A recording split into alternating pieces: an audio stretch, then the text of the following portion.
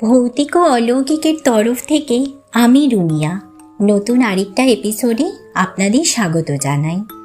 আশা করি আপনারা ভালো আছেন এবং সুস্থ আছেন। আজকে যে ঘটনাটা আপনাদের শোনাবো সেটা রবি আর রিয়ার সাথে ঘটে যাওয়া একটা গায়ে কাটা দেওয়ার মতন ঘটনা। চলুন এবার সোজা ঘটনায় যাওয়া যাক। সেই দিন ছিল ভীষণ ঝড় বৃষ্টি। রবি ও রিয়া তাদের বান্ধবীর বিয়ে অ্যাটেন্ড করে ফিরছিল। রাত তখন অনেকটাই গভীর। ফেরার পথে মুষলধারে বৃষ্টি হচ্ছে। তারা যে রাস্তা দিয়ে ফিরবে সেইখানে একটা শ্মশান পড়ে। শ্মশানের রাস্তায় ঢোকার একটু আগে থেকেই তারা দেখতে পাচ্ছে শ্মশানের মধ্যে আগুনের লেলিহান শিখা। তারা দুজনেই ভাবে কোনো শবদেহ দাহ করা হচ্ছে। রিয়া মনে মনে একটু ভয় হয়।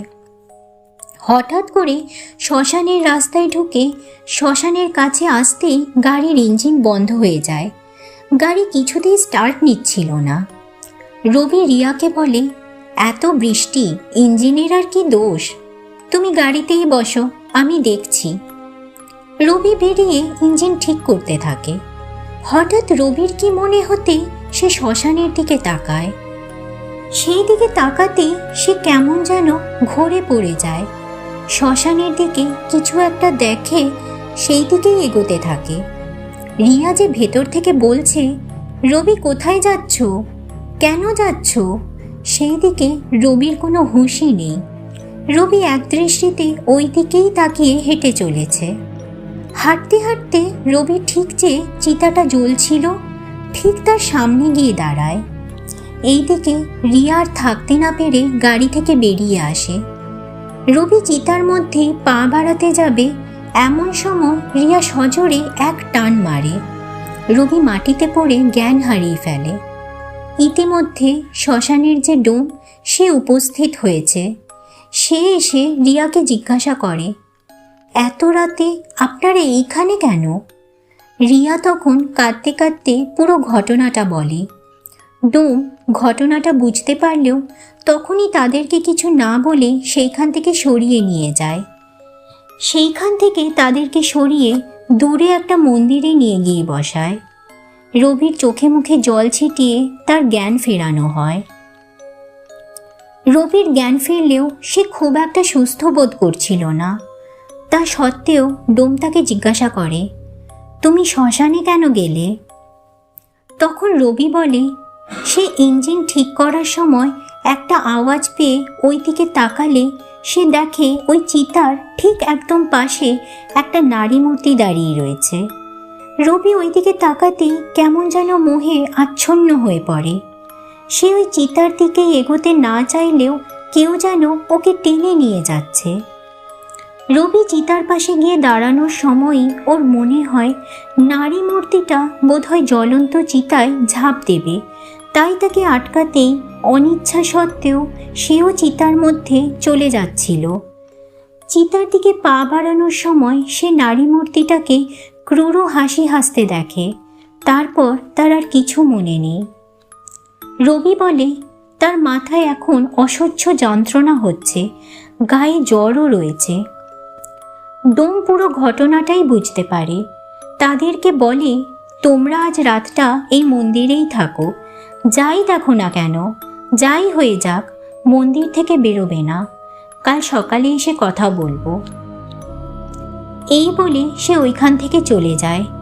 রিয়া দেখে রবির যা অবস্থা, সে এখন ড্রাইভ করে যেতেও পারবে না। আর সে যা দেখেছে তারপর তার আর যেতে সাহসও হচ্ছে না।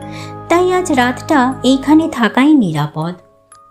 রবির শরীর ঠিক না থাকায় সে ঘুমিয়ে পড়লেও রিয়া সারা রাত দু চোখের পাতা এক করেনি। ভোরের আলো ফুটতে দেখার পর তার চোখটা একটু লেগে গেছিল। ডোমের ডাকে তার ঘুম ভাঙে। সে রবিকে ডাকে আর দুজনে বাইরে আসে। সারা রাত ঘুমানোর ফলে রবি কিছুটা সুস্থ বোধ করছে। তখন রবি ডোমকে জিজ্ঞাসা করে যে, কে ছিল ওইটা? কেন আগুনে ঝাঁপ দিতে যাচ্ছিল? আর ওইভাবে হাসছিলই বা কেন? তখন ডোম বলে, সবই মায়া। কিছু বুঝতে না পেরে রবি ও রিয়া একে অপরের মুখ চাওয়াচাওয়ি করে। তখন ডোম বলে, বলছি তোমাদের সব ঘটনা। আমি এই শ্মশানে 23 বছর ধরে শবদেহ দাহ করছি। শ্মশানের পাশেই আমি থাকি। রাত্রে এদিকে সেরকম শবদেহ আসে না বললেই চলে। একদিন সন্ধ্যের পর আর কোনো শবদেহ না আসায় আমি ঘরে চলে যাই। রাত্রে আর শ্মশানের দিকে আসিনি। হঠাৎ গভীর রাতে কেমন একটা বিকট আওয়াজ পেয়ে শ্মশানের দিকে আসতেই দেখি একটা ছেলে ও একটা মেয়ে শ্মশানের ওই গাছটায় গলায় দড়ি দিয়ে ঝুলে গেছে। আমি আস্তে আস্তে তাদেরকে আর বাঁচাতে পারিনি। মানুষের গলায় দড়ি দিয়ে ঝুলে পড়লে ওই রকম একটা বিকট আওয়াজ হয়। সেই রাত্রে আমি আর দেহ দুটোকে নামাইনি। সকালে আশেপাশের গ্রামে খবর দিয়ে জানতে পারি ছেলে মেয়ে দুটো একে অপরকে ভালোবাসত। অনেক বোঝানোর সত্ত্বেও তাদের পরিবার তাদের ভালোবাসা মেনে নেয়নি, তাই তারা একসাথে মৃত্যুবরণ করেছে। সব শোনার পর তাদের পরিবারের লোকজন আসলে আমি তাদের চিতাকে দাহ করেছি। এর 1 মাস পর একদিন রাত্রে আমি শ্মশানের এই দিকে আসলে জ্বলন্ত চিতা দেখে অবাকই হই। একটু এগোতেই তুমি যে দৃশ্য দেখেছ আমিও তাই দেখি, কিন্তু আমি চিতার দিকে এগোইনি, কারণ মেয়েটাকে আমি চিনতাম। তখন আমি বুঝতে পারি যে ওদের আত্মা এখানেই থেকে গেছে। সাধারণত কারোর কোনো ক্ষতি না করলেও গভীর রাত্রে এই দিকে কোনো দম্পতি গেলে ছলনার দ্বারা তাদেরকে এখানে টেনে এনে মেরে ফেলার চেষ্টা করে। তারা যেহেতু ভালোবেসে সুখী হতে পারেনি, তাই কোনো দম্পতিকে দেখলে তারা সহ্য করতে পারে না।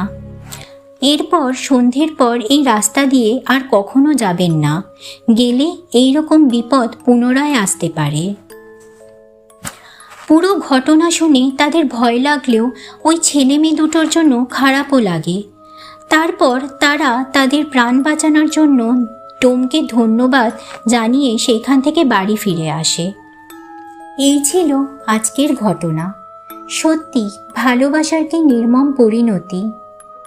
আচ্ছা, আজকের ঘটনাটা আপনাদের কেমন লাগলো অবশ্যই কমেন্ট করে জানাবেন। আপনারা একটা কমেন্ট করলে আমি আপনাদের সাথে ঘটনা শেয়ার করার জন্য আরও উৎসাহিত হব। ঘটনাটা ভালো লাগলে একটা লাইক করবেন ও সকলের সাথে শেয়ার করে সকলকে এই ভয়টা অনুভব করার সুযোগ করে দেবেন। আর এই রকম সত্য ভৌতিক ঘটনা সবার আগে শোনার জন্য চ্যানেলটা সাবস্ক্রাইব করে আমার পাশে থাকবেন। আগামী শনিবার আবারও আসব আপনাদের কাছে নতুন কোনো সত্য ভৌতিক ঘটনা নিয়ে। ততক্ষণ সকলে ভালো থাকবেন। শুভরাত্রি।